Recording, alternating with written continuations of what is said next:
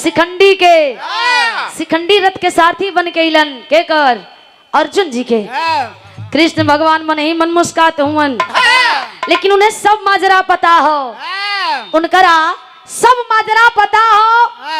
अच्छा तो सब कैल धैल उन्हीं का कामो हो। लोग कहेला कि वेद में भेद है कि भेद में भेद है, जेकरा जहाँ से मिलेला वहाँ से लोग उठावेला और गावेला। तनी आई तो गुरुजी विराह में भूमिका से तनी लय बना के आई तो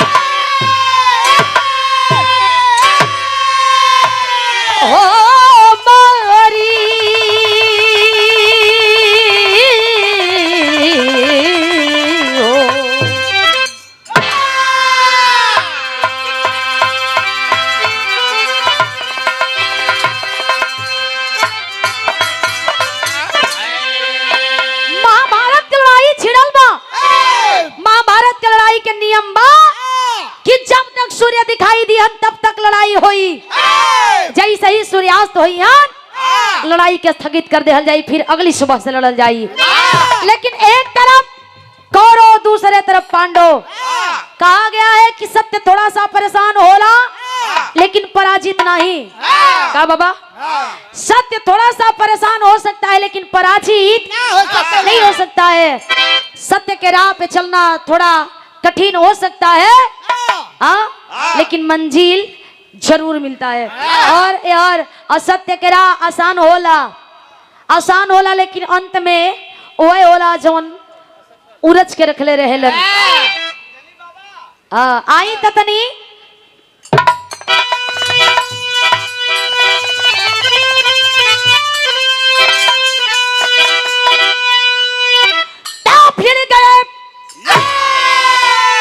भिड़ गए युद्ध में कौरव पांडव सभी,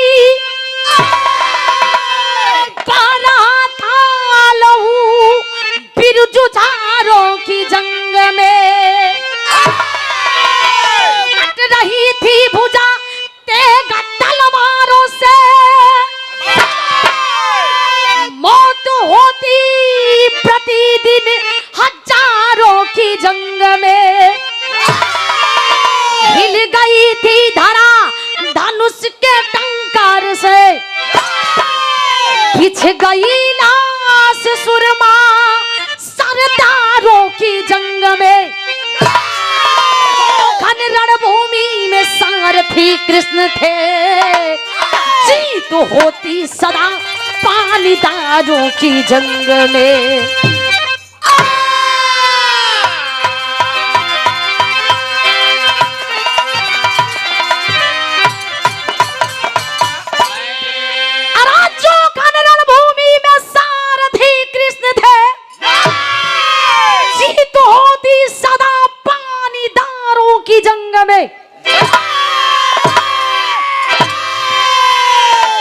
पानीदार मने है जब बात पर अड़ल रहे, जबान दे के पीछे हट जाए ओ करा फिर।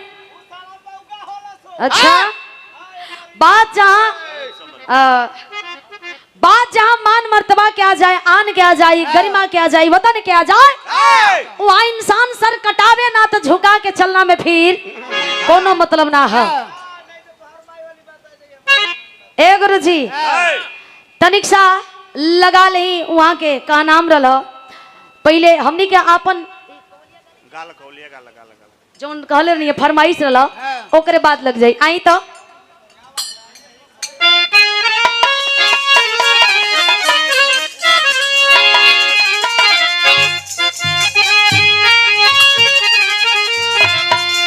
अच्छा तो आनंद कंद सच्चिदानंद भगवान कृष्ण जी का लीला परम्पारे हो ये दुनिया जाने ला का। अरे बजा दे बजा दे बजा दे श्याम बसुरिया मजा आ जाए।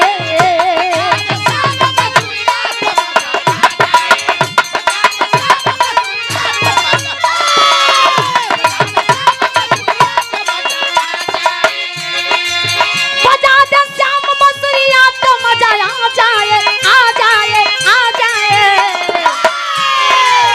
हिला दे, हिला दे, हिला दे पतली कमरिया तो मजा आ जाए।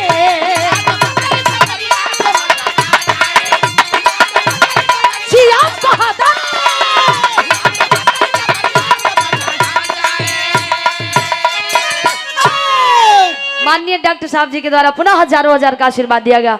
बहुत बहुत प्रणाम, बहुत बहुत धन्यवाद है। तनी भाव लगल का लगा कि बीरन के वीरताई ओकरे खून में होला।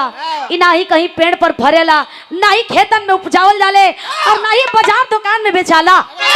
कैसा? अरे बचा ले, बचा ले, बचा ले शान अपनी मिट्टी का मर्द कोई।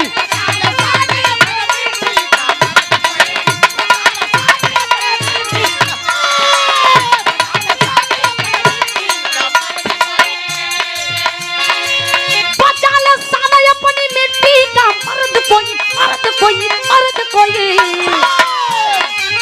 गवा दे, गवा दे, गवा दे जान करके दर्द कोई।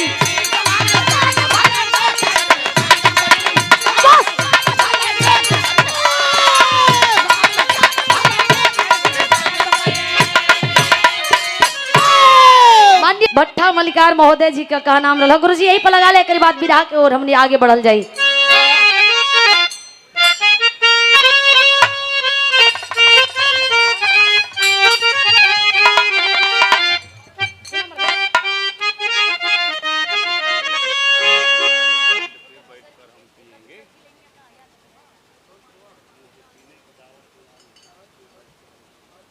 आवा आवा आवा गुरुजी।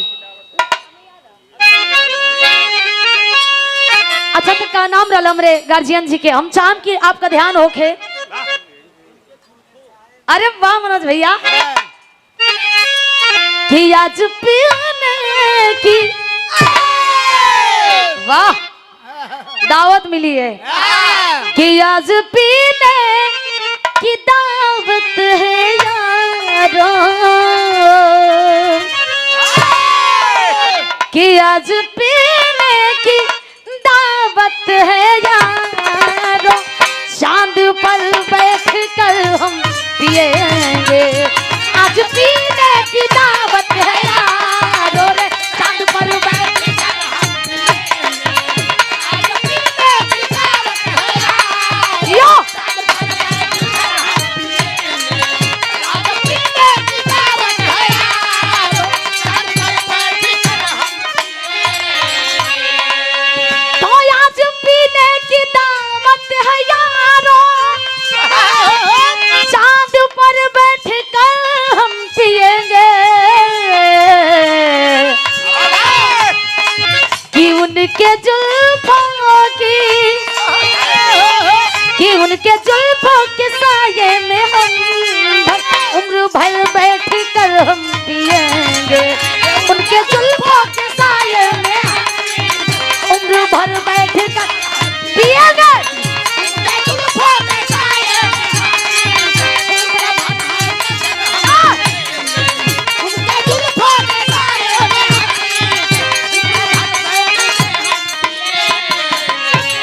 और अमरेगन तनी आई तो बिरहा का हमार कहानी एजे से शुरू हुई। मात्र 2-3 लाइन में हमने फरियावल जाई बिरहा के का। हालो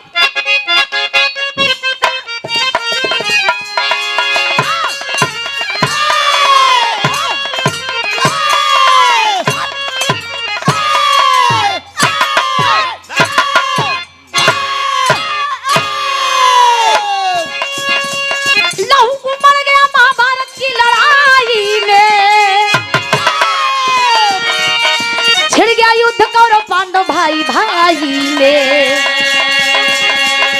एक तो भीष्म कर्ण द्रोण बलवान चले। पांच पांडव संग कृष्ण भगवान चले। कभी धरती पर ऐसा ना कोई संग्राम हुआ, हस्तिनापुर की रणभूमि में कोहराम हुआ। हजारों वीर उस समर में मारे जाते थे, वीर उस समर में मारे जाते थे, आते थे कुरुक्षेत्र में रोजाना लड़ने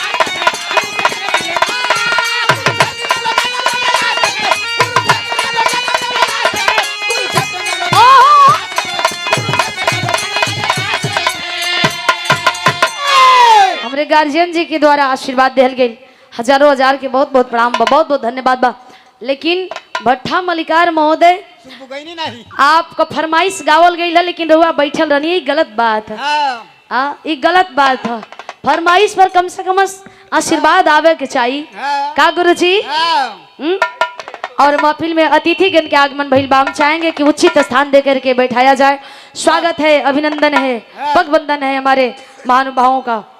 आइए तनिक सा कहानी पर गौर करब आप लोगन। बड़ा महान है, विद्वान है। कहल जाला कि महाभारत की लड़ाई छिड़ल धीरे धीरे धीरे, एक दिन बीतल, 2 दिन बीतल, 3 दिन बीतल, जब तीसरा दिन बीते लगल तो युधिष्ठिर के मन में शंका होखे लगल। एक तरफ पांचों पांडव, दूसरे तरफ कौरव। कौरव के घमंड बा, कहल गई कि 5 गांव दे दो, लड़ाई ना होई, लेकिन कहला कि 5 गांव सुई रखे भरम जगह ना दे, सुई के नोक रखे भर जगह ना दे। 5 गांव तो बहुत ज्यादा है, कहलन कि ना देब तो लड़ाई तो होइबे करी।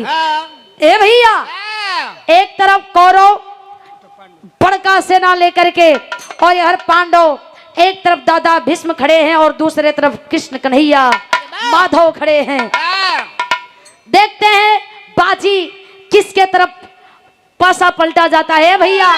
एवर युधिष्ठिर के मन में धीरे धीरे धीरे एक बात के शंका होखे लगल कि यहाँ रोज लड़ाई होत बा महाभारत के, लेकिन कुरुक्षेत्र में रणभूमि में हर रोज लाशन पर लाश बिछेला, यहाँ हजारों लाश बिछेला। तो यहाँ सुबह भैला, अगले सुबह ना एको लाश के टुकड़ा देखे के मिलेला।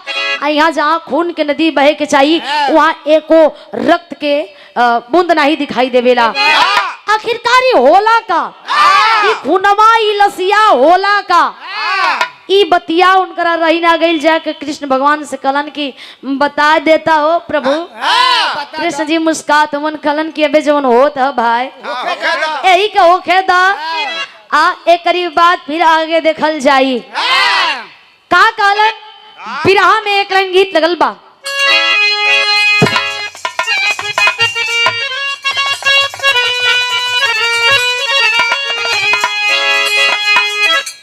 निर्गुणी भाव बाई दुनिया में न केहू आइल बा रहे न रही, सब करा चल जाए के बा।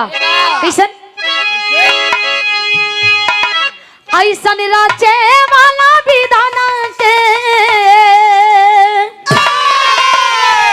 अरे ऐसन राचे वाला विधान के,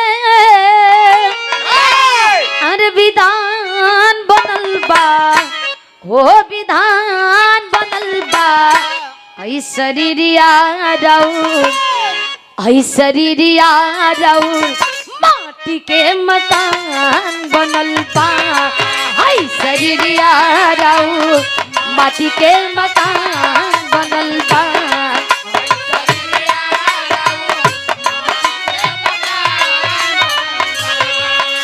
ऐ शरीरिया राउर, माटी के मकान बनल बा। चाहे हम हो कि चाहे आप हो कि इन नश्वर शरीर न केहू के रहल बन रही। यही कलला पंच तत्व से शरीर बनल बा, लेकिन कभी कुलभूषण हमारे गुरु जी कहते हैं कि 25 तत्वों से शरीर का निर्माण हुआ है। इसी तत्वों में विलीन हो जाना है एक दिन। लेकिन भाव दर्शावल जाता का युधिष्ठिर जी के कृष्ण जी समझावत बानी का कहलिन।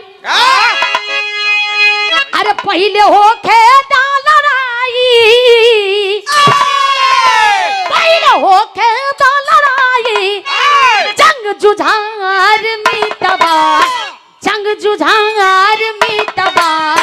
तोहरी बतिया पर कि तोहरी बतिया पर करब हम विचार मिटबा।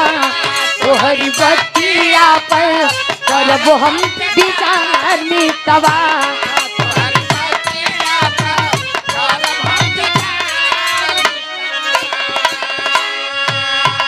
कलन की है युधिष्ठिर धर्मो जवन होत बाव के होखेदा, हम वही तोरी बात पर ध्यान ना दे तो, लेकिन तोरी बात पर विचार करब हम। का विचार करो? जंग की रोड भेरी, जंग की रोड भेरी चाप बाज गईली, जंग की रोड भेरी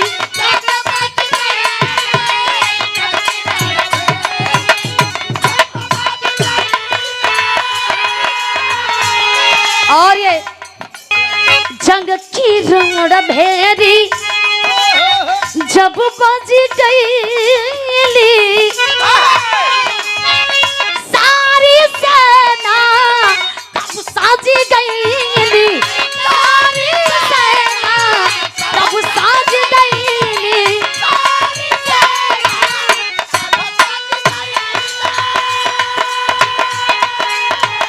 हो खन के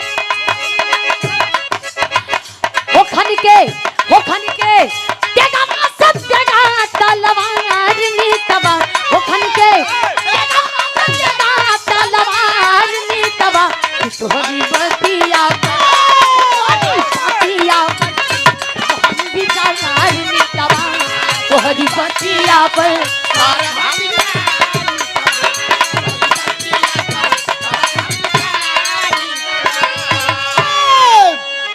तोहरी बतिया पर करब हम विचार मितवा।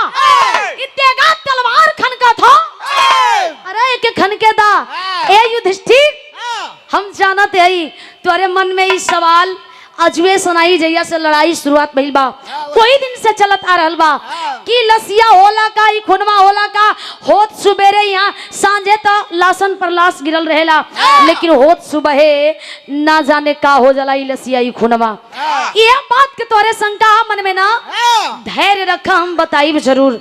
कल जला की अगुतैले गुलर न पाकल बा न पाकी। डॉक्टर जहाँ तक रही ना ई लोगन के ठीक बा, इंसान बता दे कि हमनी के कौन दुख तकलीफ बा का बाबा। लेकिन अब पशु के डॉक्टर जे बानी, पशु के हाव भाव के देख के परख के विचार के समझे के होला। कनवा ठोक के लोग बता दिए। हाँ, ई डॉक्टर साहब लोग पशु के डॉक्टर जे होने वो कान कि का एकरा परेशानी बा। बहुत बहुत धन्यवाद बा, बहुत बहुत प्रणाम बा। अच्छा तो देखी यही जा भैया एकदम उचंग बोलत हो। हेलो, हम कहलिए थोड़ा सा एक मॉनिटर उठा देबो तो तनी बढ़िया रिटर्निंग देही। एवर युधिष्ठिर जी कृष्ण जी से सवाल पर सवाल कर जात बारन कि बताई दा हमें। लेकिन आई देखा कृष्ण जी टालत जात हुन, मुस्कियात हुन, मन इमन छलिया जे हुन। कलन की अच्छा था अबे तू कितनो आई बाप छिलई बा, अबे कुछ होवे वाला ना। समय सही आवे दा, उचित समय देख के हम तोरा के जवाब दे। तब देखा यार लड़ाई जारी हो, जंग जारी बा, तो गीत भी बदला था हमर का।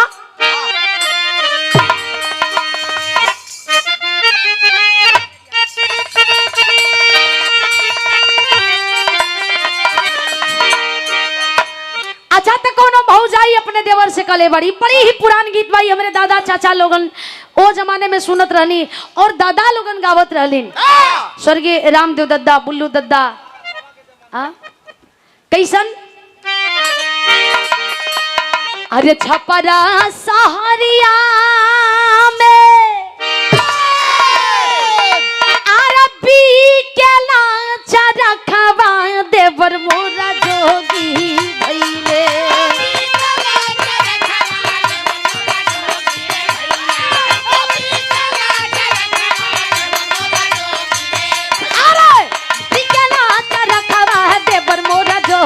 भइले चादा खाओ मंगई द लहरदार देवर मोरा जोगी भइले। चादा खाओ मंगई द लहरदार देवर मोरा जोगी भइले।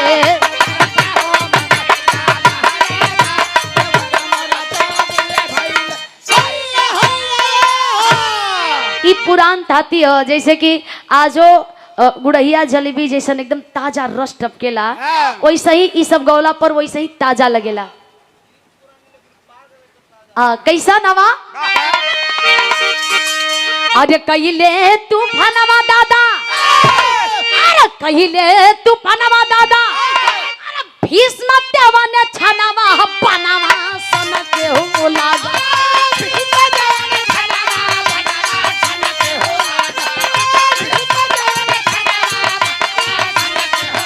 अरे भीष्म देवा ने छानवा बनावा सन के हो लागल, रानावा में माचल हाहाकार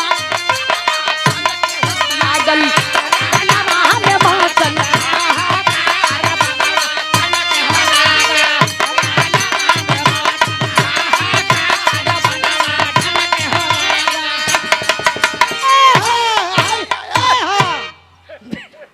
बेचारा के का करबा, पुरु बोला तनकी तनकी असर खींच देला।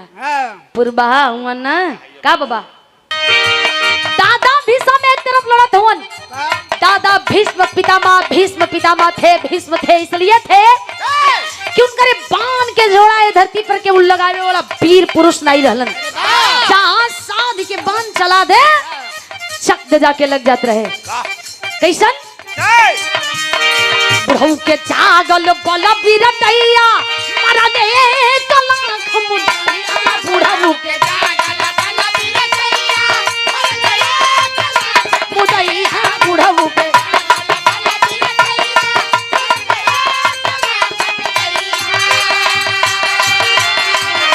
कोई नाही लड़ी है वीर, कोई नाही लड़ी है वीर, दादा के संभानवा बनवा सन के हो लागल, दादा के संभानवा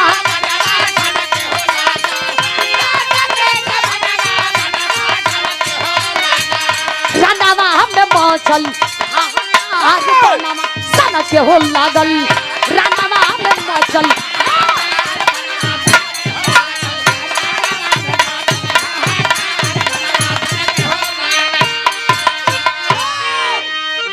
दादा भीष्म पितामह लाखों लाख युद्ध मरले हुए।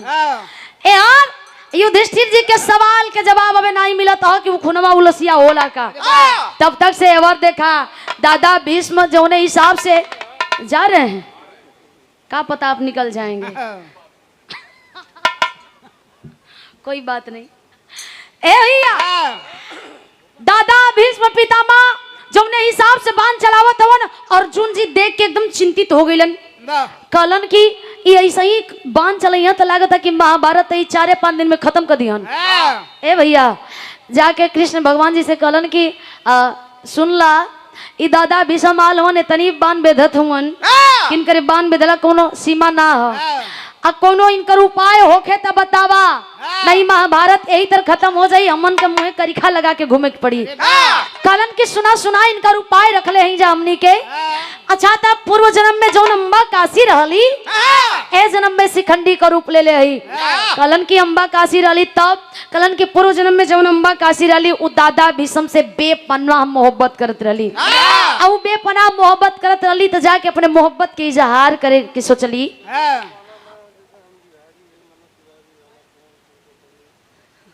एवर कहलन की जाके उस शिखंडी के अपने रथ के सारथी बना के ले आवा, या जन्म में शिखंडी का रूप ले ले हो। कहलन अम्बा काशी उस समय अपने प्यार के अपने मोहब्बत की इजहार करे गई रहली। दादा भीष्म दुदकार के भगा दलन। कहला बाबा बाबा आइलू आई जा कंठी माला ना से हमार। अच्छा तो दादा भीष्म दुदकार दलन ओ बतिया लग गई उनकरा के। कहली की प्रण करत बानी जब मौका मिल जाई बदला तो चुकाइबे करब, छोड़ब नहीं। ए जन्म में शिखंडी का रूप ले ले आई। ए अर्जुन जाके अपने रथ के सारथी बना के लेके आवा। कलन की रथ के सारथियों बना के लिया दे तो का मतलब। कलन की दादा भीष्म पितामह का एक प्रतिज्ञा हो, तू ना जानत हुआ कलन नहीं। कलन उनकर प्रतिज्ञा हो कि उनकर सामने कोनो नारी या कोनो ही जड़ा ना जाइए, दादा भीष्म बाण ना चलाइए, वो अपने बाण के धरातल पर रख दिए। कलन बस हम समझ गईली ए भैया जान गईलन अर्जुन जाके अपने रथ के सारथी बना के लेके अइलन शिखंडी के। शाम भइला तो कुछ पता ना, सब मिलजुल के अपन लड़ाई सुबह तक भइल, जब तक सूर्य दिखाई देलस। एक बाद सूर्य अस्त भइल तो बैठ के सब अपन हाल समाचार करे। इन्हें पता ना है, लेकिन दादा भीष्म के थोड़ा थोड़ा आभास होत बा।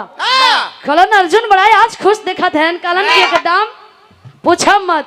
अर्जुन मन ही मन सोचा थे बिहाने रणभूमि में पता चल जाई। दादा भीष्म जब रणभूमि में सामने खड़ा हुवन, तब तक से देखा दादा भीष्म के सामने का होता विराह में गीत बदलता।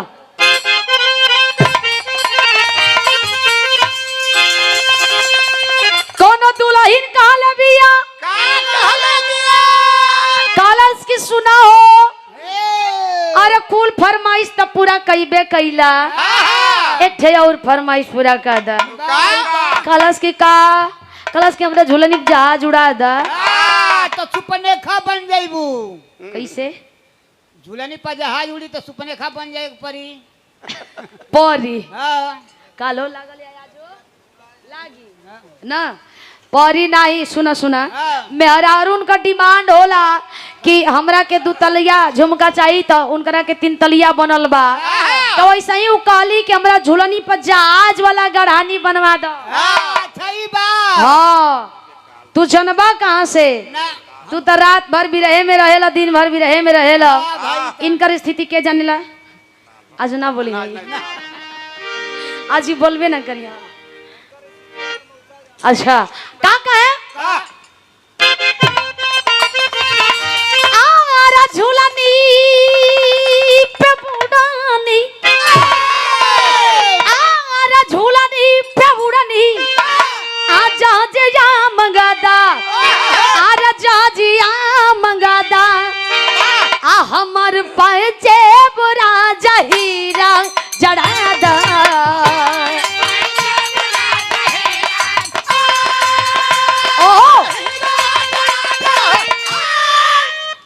हमार पाइजेब राजा हीरा जड़ा द वाह।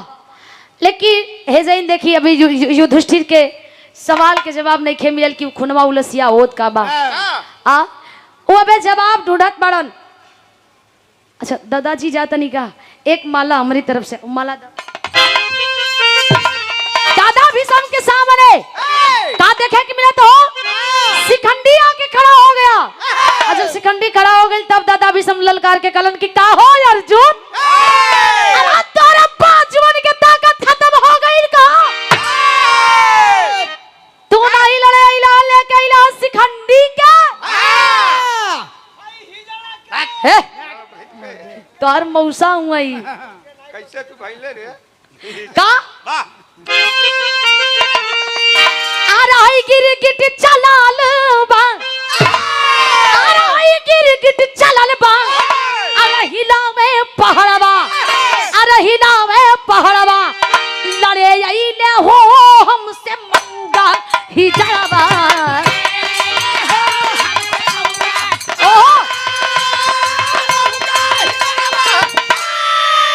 लड़े आइले हो हमसे मौगा ही जड़वा। मेरा उम्र मात्र 5 मिनट के और बात चल बाम चाम हमरे गार्जियन लोगन थोड़ा सा बैठ के बस आशीर्वाद दे दी जा। कलन क्या ही जड़ा लड़ी हमरा सामने का कलन? अरे भुजावा में दम होता, भुजावा में दम होता, धनुषा उठावा, कुंती के लाल मैदानवा में आवा।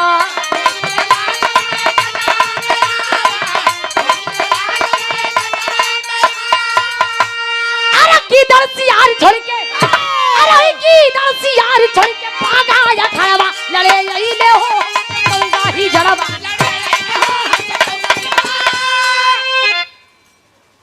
लड़े यही ले हो हमसे मौका ही जड़वा। कल की शिखंडी हमसे लड़ी, शिखंडी नाम शिखंडी के सामने हम खुद न लड़ब। दादा भी सम ललकार के अर्जुन के कालन की अर्जुन तोरी बस का बात ना, शिखंडी के लिए आके खड़ा कैला। आई शिखंडी लड़ी है। ए मदे जान ले का बेचारे के कलन की हम अपन धनुष बाण धरातल पर रख देता नहीं। दादा भीष्म अपने प्रतिज्ञा के अनुसार अपना धनुष बाण धरातल पर रख दिए, और धरातल पर रख दिए इसलिए कि उनके सामने कोनो नारी या कोनो हिजड़ा आ जाई है तो उ बाण ना चली है, उनकर ही प्रतिज्ञा रहली, प्रण रहल। यही बात के तो फायदा उठौलन लोग। तब तक से अर्जुन जी कृष्ण जी को ओरी ताकत हुन, तिरछी नजर से कृष्ण जी कलन की बाण चलावा, कलन की निहत्था पर बाण चलावल, हमरे खून में नहीं के, कलन बड़का धर्मधारी बनत हुआ। ई कैसे भुलात हुआ कि तोरे भाईयन के विपक्ष में एक सबसे बड़ा वीर योद्धा लड़े वाला दादा भीष्म भी हुवन। ए अर्जुन बाण चलावा। ए ए हेलो कहाँ है?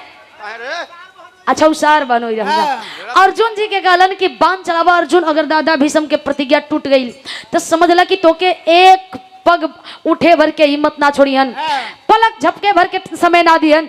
तब तक से अर्जुन लगलन बाण बेधे देतनी, बाण बेधलन इतनी बाण बेधला कि दादा भीष्म तीर के सैया पर टंगा के कराहे लगलन। दादा भीष्म के इच्छा मृत्यु के वरदान मिलल रहल, ए लिए उ तीर के सैया पर टंगा के कराहत रहलन। देखल चाहत रहलन कि लड़ाई पक्ष विपक्ष के करी ओर जात हो, चैतन तो वही घड़ी अपन प्राण त्याग देतन। लेकिन देखिए विराह के हमरे आखिरी गीत लगल का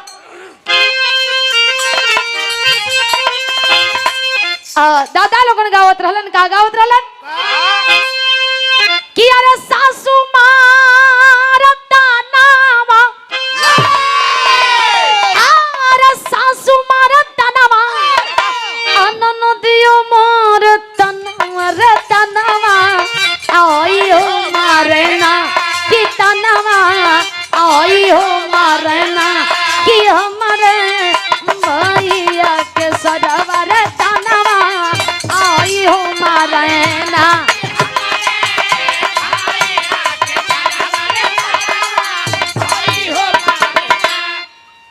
भाव दियल गेल का करण या कुरपत बतियावत हवन, का कहलन अरे बोला करण वीर कुरा, अरे बोला करण वीर कुरा, पात से बचनिया रे पनिया कैसे जाइना कि पनिया कैसे जाइना कि पिता ओई मोर जमनी, अरे पनिया कैसे जाइना।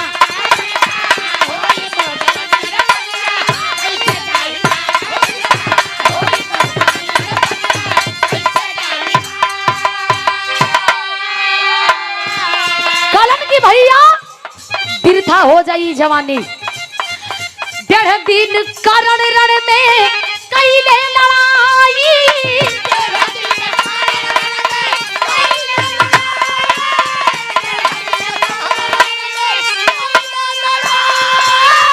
तामे नाही आई रउन कर, तामे नाही आई रउन कर बल बीरताई,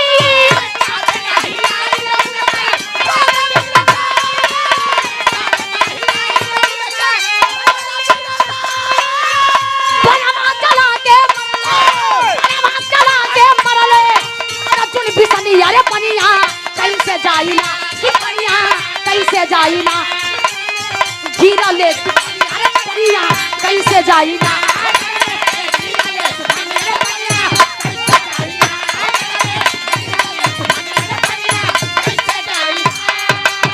ए भैया कलन की ऐसा कैसे पानी चल जाई। 1.5 दिन तक करण और कुरपत लड़लन, एक बाद धीरे धीरे एहनो लोगन के काम खत्म होखे लगल। यहाँ दादा भीष्म तीर के सैया पर टंगाले रहलन। अच्छा तो धीरे धीरे धीरे धीरे लड़ाई आगे की तरफ बढ़ल जा रहल बा। एक एक दिन युधिष्ठिर जी के सवाल के जवाब अबे कृष्ण जी ना दिले हुन कि उ खुनवा उलसिया होला का। अरे भैया जब देखबा यहाँ देखत देखत देखत रही ना गेल कलन की सुना ढेर दिन घुमौलो तनी जल्दी करके बता देता महू जान जैती। का कहत हवन विरह में का लगल छोलरिया लगल। ओहो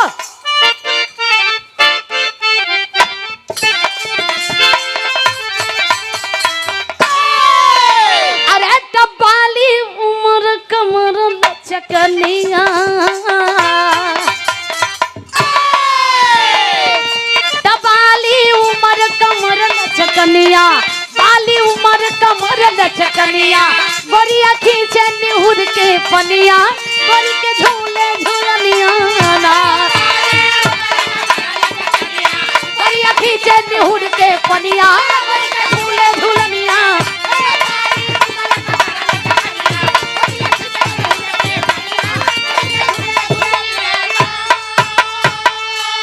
लेकिन ए जइन देखी भाव दिहल जाता 500 पंडो रौकत हुवन ता टंका बजाई दिहले कुंती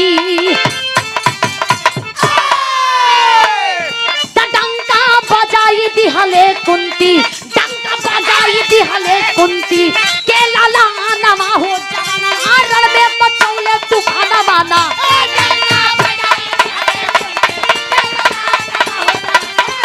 मचौले तूफान माना।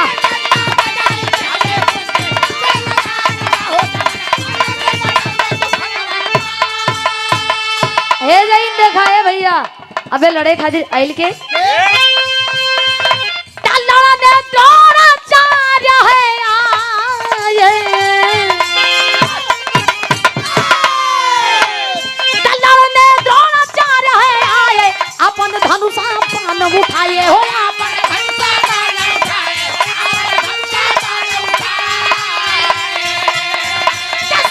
3 दिन कहिले लड़ाई अंत में वो कहिले मारा सदुम नवा हो मचौले तूफान माना।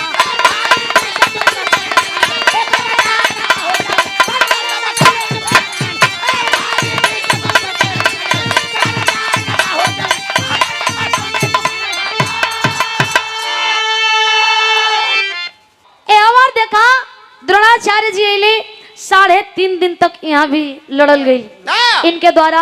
एक बाद फिर अब यो लोगन धीरे धीरे धीरे धीरे लटहरे लगलन काम खत्म होके लगल।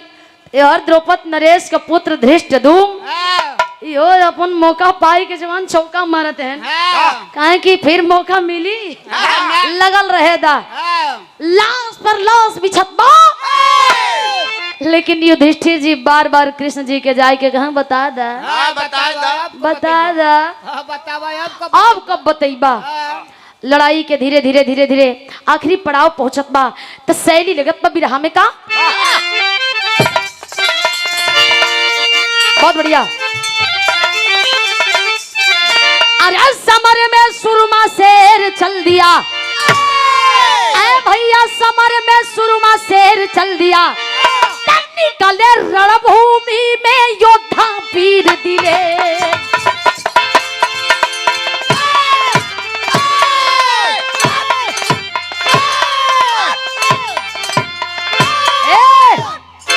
ए भैया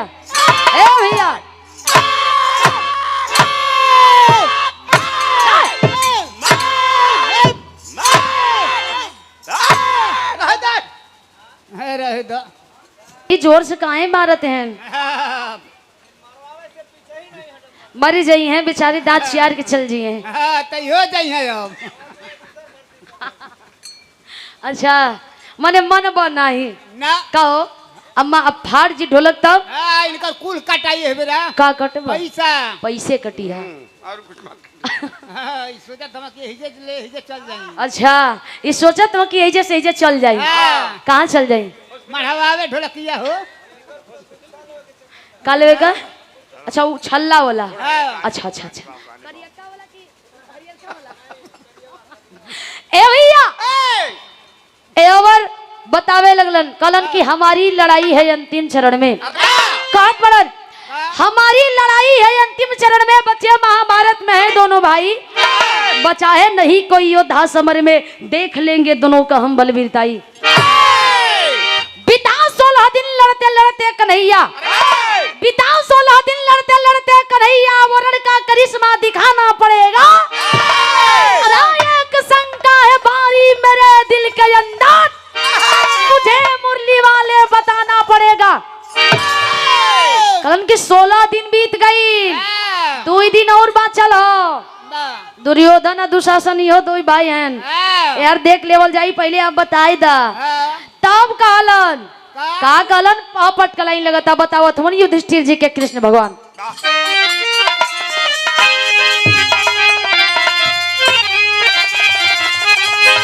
अरे कुरुक्षेत्र की लीला गजब है न्यारी भारी मनमोहन।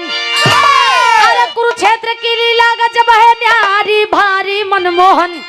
अरे लगे बताने धर्मों को बनवारी भारी मनमोहन।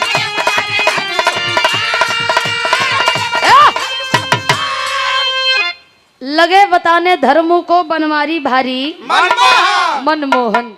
का बतावत हुन? अरे काल कराल पिकराल रूप धई आती है कयवरतिया हो। अरे खा जाती है सबके लाश को आके आधी रतिया हो। तदई के चरणवा जई हमन पुजारी भारी मनमोहन। अमंगी हमंगनावा कही के तू मतारी भारी मनमोहन। कलन की कुरुक्षेत्र के रणभूमि के मैदान में ए युधिष्ठिर जाके सांझे से छिप जइया और छिप के देखिया घड़ी में जौनी समय रात के 12 बजाई उसमें काली कंकाली का रूप धर करके एक औरत आएगी। सारा खून को पी जाएगी, सारा लाश को खा जाएगी। और देखिया तो खाली देखत मत रह जइहा, जाय के चरण में गिर के माफी मांग लिया। कलन की ठीक बा। बतौले के अनुसार युधिष्ठिर जी जाय के छिप के देखत हुवन। घड़ी में जब 12 बजल रात के समय यही काली कंकाली का रूप धर करके एक औरत आ रही है। सारा खून को पिए जा रही है, सारा लाश को खाए जा रही है। देख के आश्चर्यचकित हो गए युधिष्ठिर। कलन बाप रे बाप, हई माजरा हो। अच्छा तो जाके चरनिया में गिर गलन। कलन की देवी के हूँ हमें माफ कैदा। कली यहाँ माफी नहीं मिलत, यहाँ माफी ना मिलेला तो के कुछ मांगे के हो तब पर मांग ला, वरदान मांग ला। तब कहत हूँ वरदान आप देहल चाहत हो तो हमें दे दा। आल्हा में बताओ एक प्रथा दुल्हन का।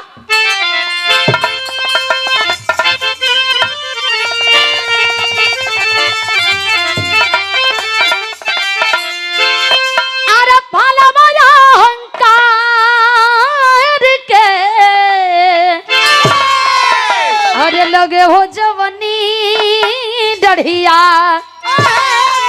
अरे वो करिए बस एक दिन ओई हो बिना।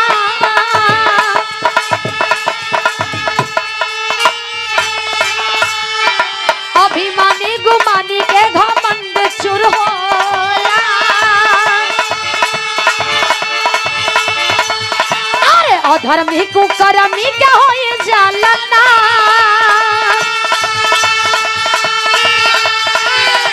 सगर मत खवा धर्म के लहराला।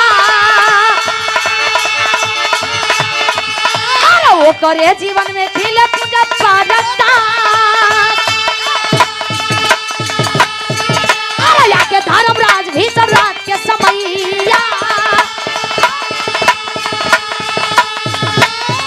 अरे याके धर्मराज भी सब रात के समैया। के चरनिया गिरल भरी के हुला।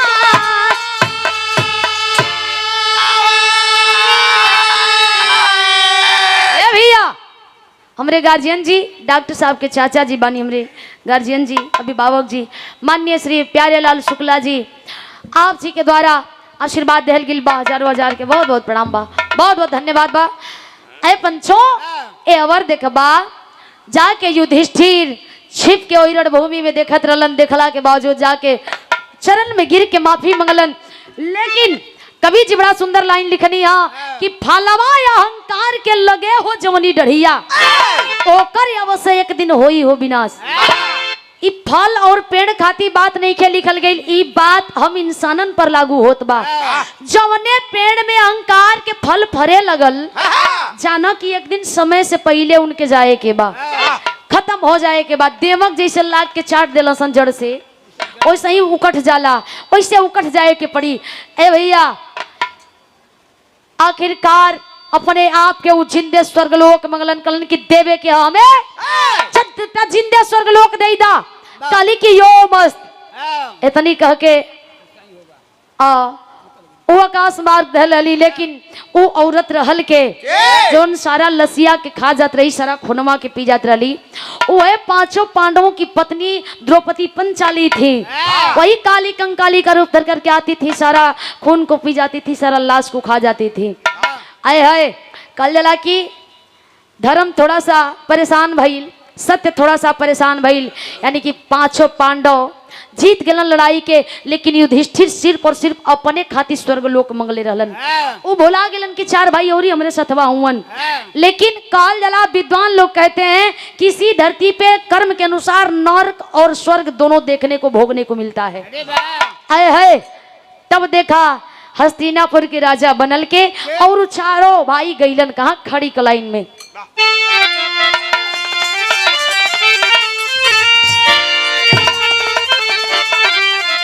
मनोज भैया चौकन्ना रिया। अरे युधिष्ठिर धर्मराज जी धर्म के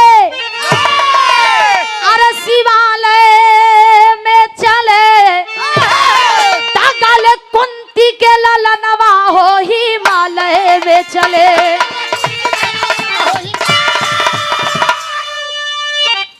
गले कुंती के ललनवा हो हिमालय में चले। चारों भाई हैं हिमालय में,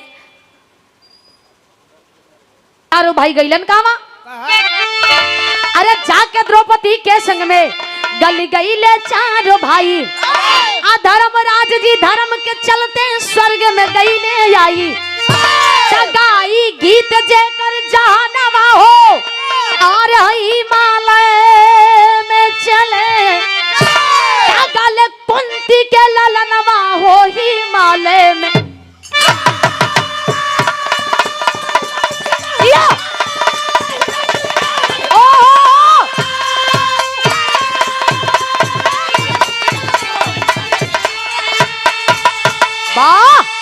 गले कुंती के ललनवा हो 4 भाई हमें द्रौपदी के साथ हिमालय में गल गेलन।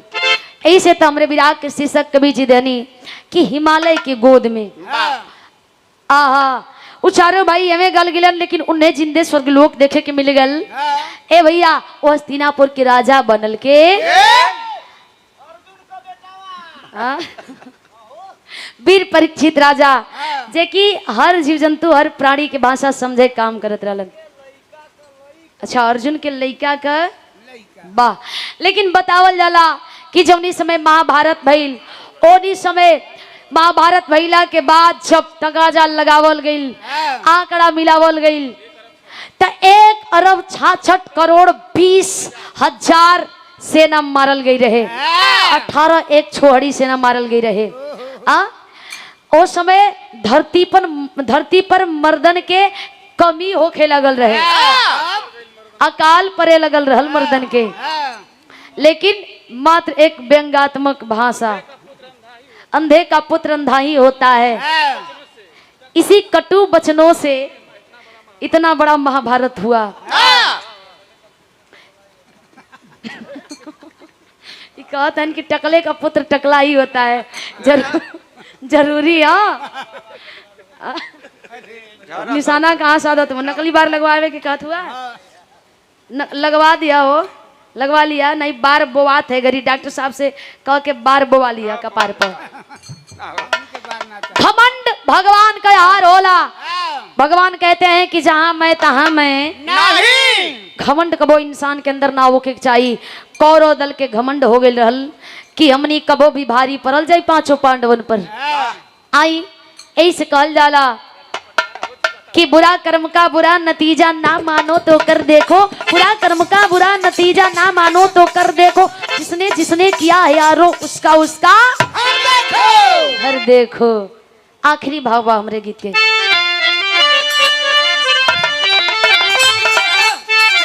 अरे पत्तू छे बरकासी बुल्लू सुख नंदन अनमोल, रंजित रवीना राम दयाल से सभाई जाला डोल।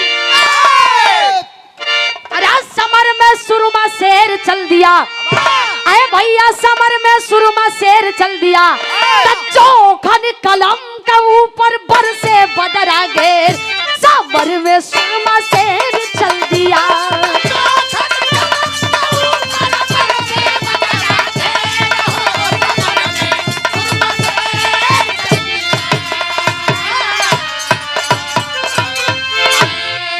बड़ा बहुत बहुत धन्यवाद बा।